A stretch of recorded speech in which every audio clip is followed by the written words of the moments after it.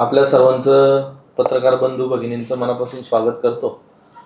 आदरणीय पंतप्रधान नरेंद्र भाई मोदी यांनी जे 2 दिवसापूर्वी आपल्या सर्व देशवासियांना आवाहन केले की आपली पेट्रोल डिझेलची बचत करावी. आपण सायकल किंवा सरकारी ट्रान्सपोर्ट किंवा मेट्रो अशा प्रवासी मार्गांचा उपयोग करून आपण प्रवास करावा. तसेच परदेशात जाऊ नये. आपल्या देशातील पैसा आपल्या देशातच राहावा. त्यामुळं स्वदेशी पर्यटनाला चालना मिळेल आणि आपल्याला जे काही फिरायचं असेल आपल्या देशातच फिरावे असेही त्यांनी आवाहन केले. त्यानंतर स्वदेशी खतांचा जास्तीत जास्त वापर करावा. जी रासायनिक खते त्यांचा वापर करू नये, जैविक शेतीकडे आपण जास्तीत जास्त भर द्यावा. त्याच्यानंतर इंधन वाढ, समजा कुठल्या महानगरपालिकेचे किंवा सरकारी जे अधिकारी आहेत त्यांनी जास्त वाहनांचा जे उपयोग करतात, वापर करतात, ती वाहने त्यांनी कमी करावी. आवश्यक वाहनच त्यांनी वापरावी आणि मोस्टली इलेक्ट्रिक वाहनांचा त्यांनी वापर करावा. या अशा अनुषंगाने त्यांनी जे आवाहन केलं त्याला प्रतिसाद म्हणून मी जो परदेश दौरा करणार होतो येत्या 17 ते 22 तारखेला वर्ल्ड अर्बन फोरम बाकू येथे, तो मी रद्द करत आहे. त्यानंतर जो येणाऱ्या 15 तारखेच्या म्हणजे उद्याच्या सर्वसाधारण सभेमध्ये शासनाकडून एक प्रस्ताव आला होता की जो इंधन भत्ता आहे सरकारी अधिकाऱ्यांचा तो 38,000 वाढून 50,000 पर्यंत करावा.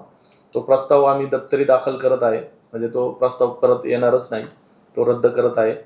त्यानंतर नगरसेवक असतील, सन्माननीय महिला नगरसेविका असतील, सरकारी अधिकारी असतील, आयुक्तासहित सर्वांना मी आवाहन करतो की आठवड्यातून एक दिवस त्यांनी महानगरपालिकेत येताना, फक्त येतानाच नाही तर आल्यानंतर जाताना सुद्धा सायकल किंवा मेट्रो किंवा इलेक्ट्रिक वाहनांचा वापर करावा.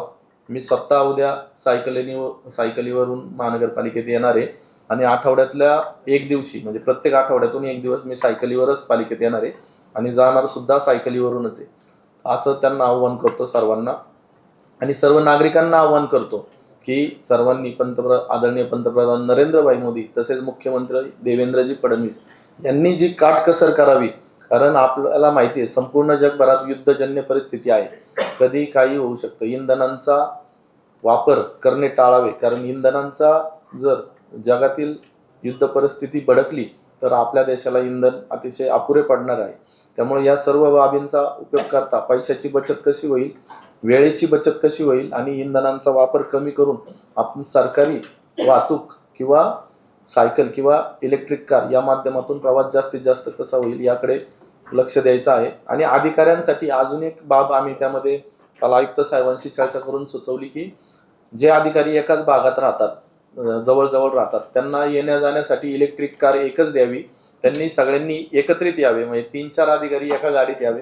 प्रत्येक अधिकाऱ्यांसाठी वेगवेगळी गाडी न वापरता एकाच गाडीत 3-4 अधिकारी येतील आणि जातील, तर त्यांनी वेळेची सुद्धा बचत होईल आणि इंधनाची सुद्धा बचत होईल. अशा प्रकारचा कार्यक्रम राबवण्याचा इथून पुढं मानस आहे.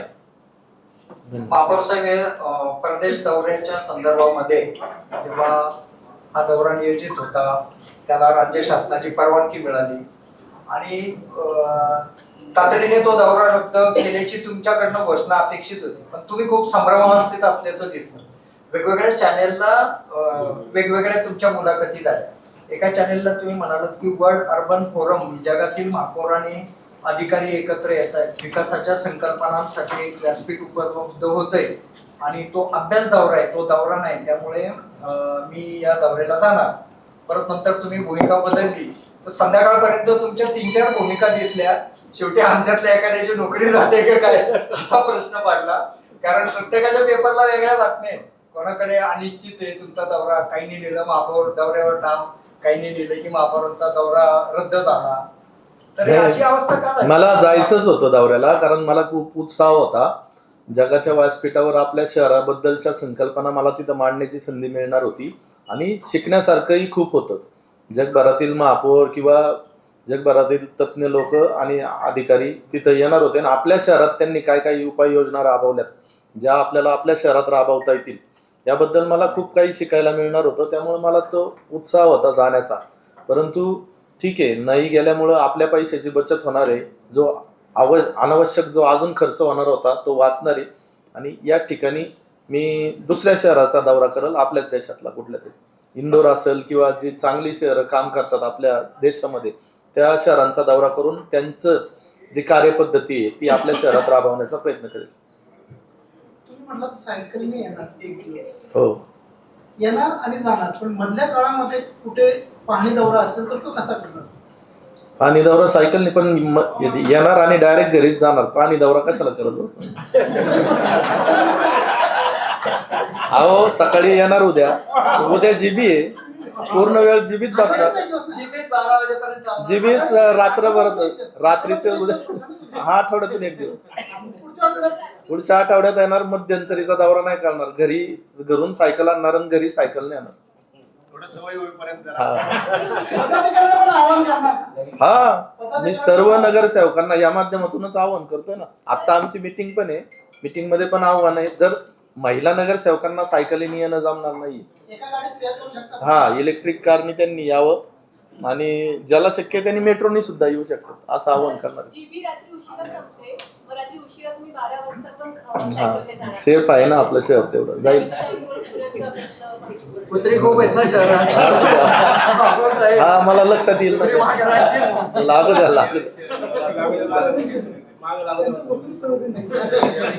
महापौर, आता तुमच्या कानावरती पडलेलं असेल पण मुख्यमंत्र्यांनी आता घोषणा केली की पुढचे 6 महिने जे शासकीय कार्यक्रमावरती खर्च होतो तो सगळा खर्च ते टाळणार आहे. तर आपल्या शहरात पण बरेच कार्यक्रम विविध होत असतात. शासकीय म्हणजे महापुरुषांचं म्हणताय का? शासकीय सर्वच म्हणजे काही उद्घाटन असतील, वेगवेगळे कार्यक्रम असतील जे राज्य पातळीवरती होतात, तर आपल्या शहरात पण तसे अनेक कार्यक्रम होत असतात, उद्घाटनाचे असतील किंवा वेगवेगळे कार्यक्रम असतात. तर तो खर्च टाळण्यासाठी आपण तसं काही निर्णय घेणार आहोत का? अशा प्रकारची काही घोषणा करण्याचा विचार आपल्याकडून होणार आहे? मी माहिती घेतो मुख्यमंत्री महोदयांनी काय घोषणा केली आहे आणि त्यांची घोषणा आहे म्हटल्यावर ती योग्यच असणार आहे. शासकीय उद्घाटनांवर खरं तर खूप जास्त अनावश्यक खर्च होत असतो, परंतु जर महापुरुषांच्या जयंत्या किंवा महापुरुषांची जे पुण्यतिथ्या आहेत ते जे कार्यक्रम आहेत त्या लोकांच्या भावनांशी जुडलेले कार्यक्रम आहेत, ते आपल्याला रद्द करता येणार नाहीत किंवा टाळता येणार नाहीत. परंतु उद्घाटनांवर होणारा खर्च नियंत्रित कसा आणता येईल आणि शक्यतो ऑनलाईन पद्धतीने जास्तीत जास्त उद्घाटन कशी करता येईल यावर भर दिला जाईल. दौरा होता, तुम्ही म्हटले की शहराच्या विकासासाठी हा दौरा होता, मात्र याचा खर्चही एवढा मोठा नव्हता, तरी सुद्धा तुम्ही दौरा रद्द केलाय. तुम्ही विकासासाठी तुम्ही हा दौरा करायला पाहिजे होता, आज नव्हतं. नाही, आता आदरणीय पंतप्रधान देवेंद्र भाईंनी जे आव्हान केलंय आणि मुख्यमंत्री देवेंद्रजी फडणवीस साहेबांनी जे आव्हान केलंय ते योग्यच आहे. मी सांगितलं, मी दौरा करेल, नक्कीच करेल आणि आपल्या देशातच करेल. जे चांगली शहरं आपल्या देशात सुद्धा काम करतात, स्वच्छतेच्या बाबतीत आपल्याला माहिती आहे इंदोर शहर किती चांगलं काम करतं, किंवा गुजरातमधील सुरत शहर, त्याचा पण स्वच्छतेच्या बाबतीत आणि वेगळ्या कार्यपद्धतीच्या बाबतीत उल्लेख होतो. तर अशा शहरांचा मी दौरा करेल. आपण म्हणजे मागच्या सत्ता काळात तुमच्या 17 ते 22 या सत्ता काळात भोसरी रुग्णालयाचं खाजगीकरण होतं, तुम्ही प्रखरपणे त्याला विरोध केला होता. आता शाळेचं खाजगीकरणासाठी गाठ घातला जातोय महानगरपालिकेतून. काल जीबी मध्ये एक विषय आला, पुनावळ्यातली आपली शाळा जिथं होणार आहे तिथं खाजगी एका संस्थेला ते द्यायचं, त्या अनुषंगाने एक विषय झाला आणि तो शिफारस त्याची जीबी मध्ये केलेली आहे. तर आपली भूमिका जी आधीची होती, खाजगीकरण नको, तीच भूमिका राहणार आहे का आणि आपण तो प्रस्ताव जो आहे तो फेटाळणार? खाजगीकरणाला माझा कायम विरोध होता, विरोध राहीलच. उलट मी तर म्हणतो, शैक्षणिक क्रांती घडवायची असेल तर मी माझ्या प्रभागात आता स्वतः माझ्या प्रभागातील जी वैष्णोमाता माध्यमिक शाळा आहे, सरकारी शाळा आहे, ती मी माझ्या स्वखर्चाने तिचं आता रिन्युएशन करतोय आणि वारे गुरुजी शिक्षण पद्धती तिथे राबवतोय. वारे गुरुजी शिक्षण पद्धतीमुळे सरकारी शाळा ज्या दुर्लक्षित आहेत किंवा सरकारी शाळांमध्ये आपल्याला माहिती आहे की पालकांची इच्छा नसते सरकारी शाळांमध्ये विद्यार्थ्यांना शिक्षण द्यायची, तर त्याचा पूर्ण बदल होणार आहे त्याच्यात. आणि उलट एक दिवस असा येईल जर वारे गुरुजी शिक्षण पद्धती जर संपूर्ण शहरात सरकारी शाळांमध्ये राबवली तर प्रायव्हेट शाळेंकडे लोक जाणार नाही. इथं लाईन लागन ऍडमिशन घ्या. तुमच्या प्रभागातच नाही, पहिलं मॉडेल माझ्या प्रभागात उद्घाटन येत्या 15 जूनला मी करतोय. शाळेचं नाव वैष्णवमाता आहे, पालिकेचीच शाळा राहणार आहे ती, फक्त शिक्षण पद्धती वारे गुरुजींची राहणार आहे. आणि वारे गुरुजींनी त्यांची जी शाळा वाबळेवाडी तालुका शिरूर इथं जी बनवली, तिथं आत्ता वेटिंगला 1,500 विद्यार्थी आहेत. आणि एक जालिंदर नगरची एक शाळा आहे जिल्हा परिषदेची, ती मोडकळीस आलेली शाळा होती, 2 विद्यार्थी होते तिथं. आता तिथं 150 विद्यार्थी आणि 500 विद्यार्थी वेटिंगला आहेत. ते फक्त शिक्षण पद्धती देणार आहेत, महानगरपालिकेचे शिक्षकच शिकवणार आहेत, शाळा महानगरपालिकेचीच राहणार आहे. फक्त ती शिक्षण पद्धती आल्यामुळे सरकारी शाळांना जास्तीत जास्त चालना मिळणार आहे आणि प्रायव्हेट शाळा करण्याचा जो मानस असतो तो बंद होऊन जाणार आहे. याच्या आधी जे उद्याचा विषय मी आता समजून घेतो आणि चांगला निर्णय घेतो त्याच्या. मला तर मी खाजगीकरणाला विरोध करतोच, खाजगीकरणाला विरोध करेलच मी माझ्या ते. याच्या आधी ज्या काही 1-2 शाळा दिलेल्या आहेत त्याच्या बाबतीत काही विचार होऊ शकतोय का? आकांक्षाकडे दिल्यात ना, 7 शाळा. आकांक्षाकडे ज्या शाळा दिल्यात त्यांचं म्हणणं असं आहे, ते मला भेटून पण गेले की त्यांचा रिझल्ट किंवा त्यांचं प्रोग्रेस कार्ड खूप चांगलं आहे. तर त्या बाबतीत शिक्षण सभापती आणि शिक्षणाचे सर्व अधिकारी, आत्ता त्यांचं म्हणणं असं आलं की महानगरपालिकेने आता काहीतरी आम्हाला, आत्तापर्यंत त्यांनी CSR मधून शाळा चालवल्यात आणि त्यांचा प्रस्ताव आता असा आलता की महानगरपालिकेने कॉन्ट्रीब्यूट करावं. तर त्यासाठी महानगरपालिका त्यांना कॉन्ट्रीब्यूट करू शकत नाही. त्यामुळं आहेत त्या शाळा, त्या जर चांगल्या चालवतात तर CSR मधूनच त्यांनी चालवाव्यात, जेणेकरून महानगरपालिकेचा त्याचा भूर्दंड होणार नाही. आणि पुढच्या शाळा ज्या त्यांना द्यायच्यात त्या न देता आपण अशा वारे गुरुजी शिक्षण पद्धती राबवली तर कुणालाच 1 रुपया देण्याची गरज नाही. सरकारी शाळांची गुणवत्ता खूप चांगल्या पद्धतीने वाढवतात. मुळात ते त्यांनी करार होऊन त्यांचं काम चालू झालेलं आहे. म्हणजे म्हणतो ना महापालिका त्यांना पैसे देते आता. कुठं? सगळ्या शाळांना 5 ज्या 5 शाळा आहेत त्याला प्रचंड विरोध झाला तरी सुद्धा ते प्रशासनाने मागे घेतलं नाही. आणि निवडणूक झाल्यानंतर होणं अपेक्षित काही तुम्ही त्याच्यावरती. पण आता 2 दिवसापूर्वी मला म्हटले ते, तुम्ही आता पहिल्यांदा दिशाभूल करत असतील. कसं व्हायचं मला 2 दिवसापूर्वी म्हटले की आम्हाला कॉन्ट्रीब्यूट केलं पाहिजे महानगरपालिकेने. झालंय असं नाही म्हणे. झालंय ओके. सगळं झालं. अच्छा. त्याचं बिल पण 1-2 महिन्याचं मला वाटतं झालं असेल. जवळपास 34 कोटीचा तो विषय. 42 कोटी झालं काय. आपली दिशाभूल पण केली जात असेल हा, कदाचित. ही माहिती घेतो त्याची. साहेब 15 वित्त आयोगातून जवळपास 16 कोटी रुपये वैद्यकीय विभागाला आलेले आहेत. त्यामार्फत आयुष्यमान आरोग्य केंद्र उभारले गेले 65 ठिकाणी. भूमी आणि जिंदगीकडून जागेचा ताबा नसताना देखील ते केबिन उभे झालेले आहेत आणि ते निकृष्ट दर्जाचे झाले. त्याची चौकशी करणार का आपण? आता आयुष्यमान केंद्र बऱ्यापैकी मोडकळीस आलेले आहेत, तिथं ते नागरिक नवीन झालेले आहेत, आता उभे केले 65 ठिकाणी आता. आणि त्याचं काम जे आहे ते निकृष्ट दर्जाचं झालंय. भूमी जिंदगीकडून जागेचा ताबा मिळण्याआधीच ते उभी झाली आहेत. अच्छा, ठीक आहे. मी माहिती घेतो. आणि तुम्ही जे म्हणताय की ताबा मिळायच्या आधी उभी केलात उभी झाली आणि ते निकृष्ट दर्जाचं काम झालंय. ओके, स्थापत्यच आहे ना ते? हा? स्थापत्य नाही, वैद्यकीय विभागाने केले. वैद्यकीय हो. हा, ठीक आहे. तुम्ही जो निर्णय घेतलाय दौरा रद्द करायचा तो त्याचं स्वागतच आहे. पण हा फक्त तुमचा वैयक्तिक निर्णय का इंडियाचे जेवढे भारतभर महापौर आहेत तर त्यांचा पण निर्णय आहे दौरा रद्द करायचा? सगळेच करणार ना, सगळेच रद्द करतील. आपण भारत सायकलवर येणार आहे ना नगर तालुक्यात, तर सायकल ट्रॅक त्याची दुरावस्था झालेली आहे आणि रोडनं जात असताना त्या सायकल ट्रॅकवरनं सायकल चालू शकत नाही. आता मला माहिती मिळेल उद्या सायकलीने स्वतः फिरल्यानंतर सगळी. बाबासाहेब बोगस घोषणा प्रकरणी तुम्ही म्हटले होते की आयुक्तांना गुन्हा दाखल करायचा आदेश दिला जैन यांच्यावर. ते प्रशासनाने गुन्हा नाही दाखल केला तर आम्ही स्वतः पदाधिकारी फिर्याद दाखल करू असे आपण मागच्या फेब्रुवारी म्हणला होता. तुमचाच विषय.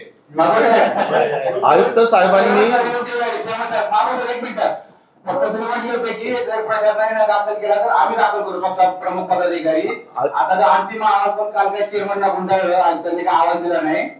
आणि तो काय त्या पद्धतीने गुन्हा दाखल करणार आहे का आरोग्याची बी दावा सादर करणार आहे? अहो, आयुक्त साहेबांनी आता सर्वसाधारण सभेमध्ये स्वतः जाहीर केलं की आम्ही कडक कारवाई करणार आहे, कुणालाही माफ करणार नाही. आता पूर्ण अहवाल येऊन द्या ना त्या प्रकरणाचा. काल दिलाय. पूर्ण अहवाल आहे. सांगितलं की चेअरमन तुम्हाला सांगितलं ना अहवाल सादर केल्यावर नाही सांगितलं समितीने सादर केलाय ना, समितीने अहवाल सादर केलाय आयुक्त साहेबांना. ते तुमच्याकडून कळतं अजून सांगितलं ना तेच म्हणतो. आम्हाला समितीने सांगितलं. आणि काय गावात दिला म्हणा आम्ही. हे झालं उद्या GBA मध्ये मागणी करून आयुक्त तुम्हाला माहिती देत नाही का? पहिला अहवाल दिला की एक अर्धा दिला बाकीचा आता अहवाल सादर केला नाही. काल सांगायचं. दोन दिवस झाले 2 दिवस इच्छाशक्ती सांगितलं काल अहवाल नव्हता तो 4 वेळी त्या चिटवर 4 वेळी चिटवर होता अहवाल कसं म्हणताय.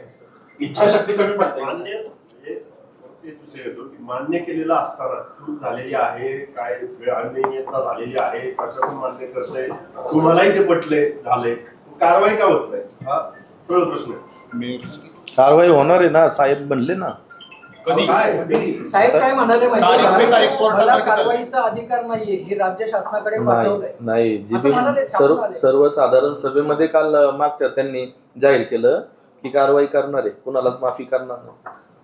तर आम्ही आयुक्त साहेब आता उद्या GB आहे त्याच्या आधी बसून निर्णय घेऊ याच्यावर. मॅट मध्ये गेले ते जैन साहेब मॅट विरुद्ध रद्द केला आयुक्त साहेब जो आदेश काढला तो रद्द झाला आहे. ते पण कारवाई केली म्हणजे मॅट मध्ये गेले ते जैन साहेब सत्यजिराच्या विरोधात तर ती मॅट मध्ये त्यांच्या बाजूने निर्णय दिला. सत्यजिराचा संपली आता प्रस्ताव वैचित्राजीवर येते. अच्छा. त्यांनी एक पळवाट दिली त्यांना हा. की आधी सूचना द्यावी लागते की आम्ही तुम्हाला सक्तीच्या रजेवर पाठवतो. त्यांनी तसं न कळवता थेट ऑर्डर काढली. त्या पळवाटीच्या अनुषंगाने ती सक्तीची रजा पण त्यांची रद्द झाली. अच्छा. अर्जित रजेवरती आहे म्हणजे आयुक्त त्यांना वाचवतायत की भाजपच्या पाठीमानं वाचवतायत. नाही नाही भाजप कसं वाचत भाजपने बाहेर काढलं, आता बाकी- सभापतींनीच सगळा विषय बाहेर काढला. आयुक्तासोबत आम्ही आज चर्चा करून निर्णय घेऊ पॉझिटिव्ह. आणि आकांक्षा फाउंडेशनचा जो आता माहिती घेतली तर जुना करारनामा आहे तो, परंतु रक्कम अदा केलेली नाहीये. जुना करारनामा होता. परत माहिती तो रद्द करणार आपण आता. जुना नाही, हा. सरकारकडे दिलेली आहे. त्यांना पैसे आता जरी एखादं बिल झालं नसलं तर एखादं बिल येईल आणि देतील पैसे, पण त्याची पूर्ण वर्कऑर्डर झाली, करारनामा झाला, त्यांचं काम सुरू आहे. 5 शाळांसाठी त्यांना आपण पैसे देतोय, ते 5 शाळांचं काम CSR मधून करत नाही. परत एकदा माहिती घ्या आणि नंतर हे करा, पण घ्या. CSR मधून आले ठेकेदार झाले. म्हणजे मुळात त्यांनी महानगरपालिकेला फसवलं आणि त्याच्यात आपल्या अधिकाऱ्यांनी त्यांना मदत केली. अच्छा. परत ह्या विषयावरनं की त्यांना जर कारवाईच करायची नसेल तर मग तुम्ही सगळं एवढं करून काय होतं हा प्रश्न होतोच ना. आता जैन सरांचं गणेशने जर सांगितलं शक्तीची रजा आयुक्तांनी पहिली कारवाई केली. काय शक्तीची रजा त्यांनी मॅच म्हणून रद्द करून आणली म्हणजे आयुक्तांनी आता काहीच कारवाई केली नाही. गुन्हा दाखल झाला असता तर आतापर्यंत सगळ्यांची चौकशी झाली असते, पण त्यांना करायचीच नाही असं एकंदरीत दिसते त्याच्यावर. ठरलं ना. महापौर साहेबांनी सांगितलं ना की उद्या सकाळी पहिलं GB चालू व्हायच्या अगोदर आम्ही त्यांच्याशी कमिशनर साहेबांशी चर्चा करू आणि समाधानकारक असेल तर ठीक, नसेल तर मग आम्हाला जी जनरल बॉडी आहेच बोलायला. आता तो रद्द करावा लागेल ना करावा.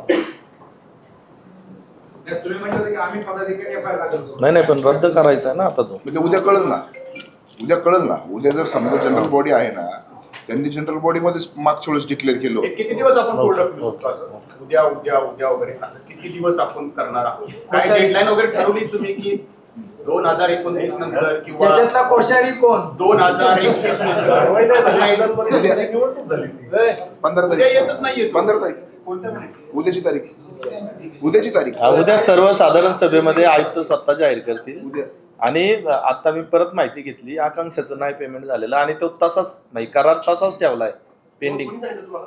बांगर मॅडम बोलल्या आता शिक्षण मामा साहेब याच्यातला कोश्यारी कोण आहे? बसणारी वगैरे.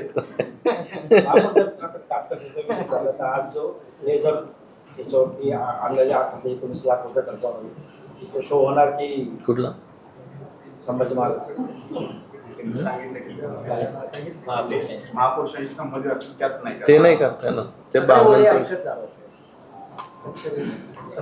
महापौर साहेब 2 दिवसापूर्वी जी कारवाई झाली बुधवारी धार्मिक स्थळांवर एक खासगी जागेवर मस्जिद आणि मंदिर होते त्यांच्यावर कारवाई झाली. महापालिका जागेवर उद्यानात मंदिर भरपूर आहेत त्यांच्यावर कारवाई केली जात नाही. भोसरीच्या आमदारांच्या सांगण्यावर ती कारवाई होती असं कळतंय.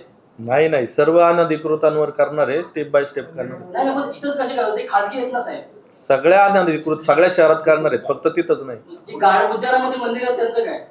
सगळ्यांचं महापालिकेची जागा आहे सगळ्यांवर होणार आहे, पण स्टेप बाय स्टेप होणार. एकत्रित केल्यावर सगळं आंदोलन होणार ना. रात्रीच होणार सगळ्या अशा कारवाई. हा तसंच होणार.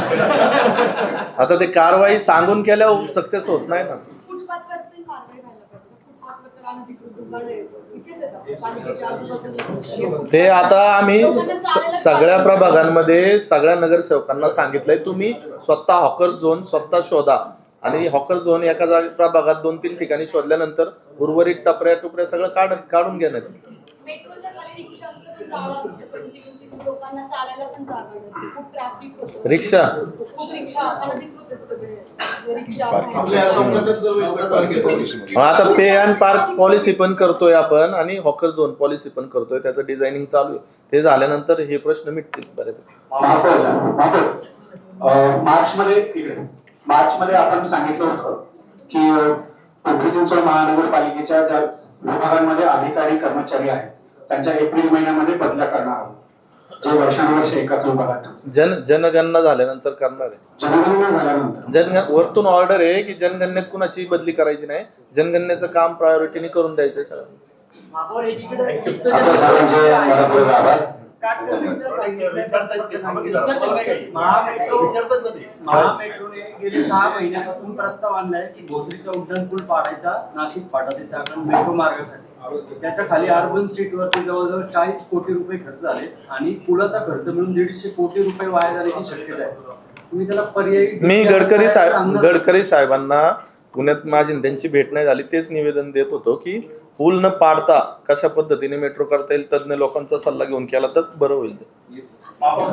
एक प्रश्न महापौरच्या झालाय वेगवेगळे प्रोत्साहन देत आहे, पण आपल्या पिंपरी शहरातल्या असे आंतरराज्य स्तरावरील खेळाडू आहेत की त्यांना विविध गरजा पुरत नाहीत, त्यांना वेगवेगळे त्यांची उपसाधनं जे असतात शाळेचे ते पुरत नाहीत. सतत परंपरेमध्ये शर्वरी शेंकर म्हणून करलामध्ये भारताला गोल्ड मेडल मिळवून मुली आहे, तर तिला अजून खेळायचा मार्ग उपलब्ध नाही. निवडीमध्ये अपंगाचं प्रतिनिधित्व क्रिकेटच्या टीमचा कॅप्टन आहे, नेपाळ सोबत दौरा करून आलाय थायलंडला, भारताला विजय करून आलाय, पण त्यांना अजून ग्राउंड आहे, त्याला बॅट वगैरे काही नाही. आपण खेळाडूंना पूर्ण प्रोत्साहन देतोय. माझ्याकडे एकदा त्यांना घेऊन या क्रीडा अधिकाऱ्यांना सांगून त्यांची व्यवस्था करू. त्यांनी आपल्या म्हातारी कमिटी जवळजवळ 10 ते 15 वेळा चक्कर मारले, पण त्यांना पहिल्याच पद्धतीचं सहकार्य केलं जातं. नाही करतो ना सहकार्य. तुम्ही एकदा त्यांना सांगा, पालकांना सांगा किंवा